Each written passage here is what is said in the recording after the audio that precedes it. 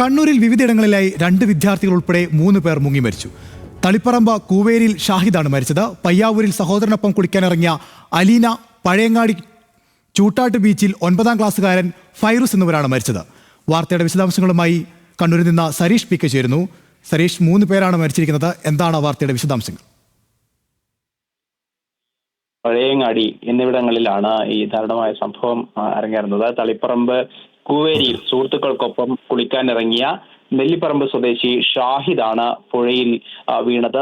ഷാഹിദിനായി ഏതാണ്ട് അരമണിക്കൂറിലേറെ ഫയർഫോഴ്സ് ഉൾപ്പെടെയുള്ളവരെത്തി പോലീസും ഫയർഫോഴ്സിന്റെയും നേതൃത്വത്തിൽ പരിശോധന നടത്തി ഒടുവിൽ കണ്ടെത്തിയെങ്കിലും അദ്ദേഹത്തിന്റെ ജീവൻ രക്ഷിക്കാനായില്ല.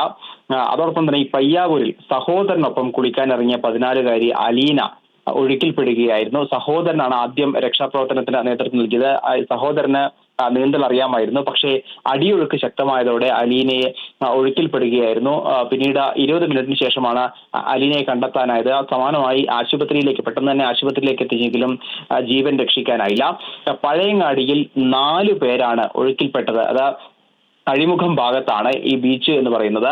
അഴിമുഖവും പുഴയും ചേർന്ന ഭാഗത്ത് ഈ 4 പേരും ഒരേ സമയം ഒഴുക്കിൽപ്പെടുകയായിരുന്നു.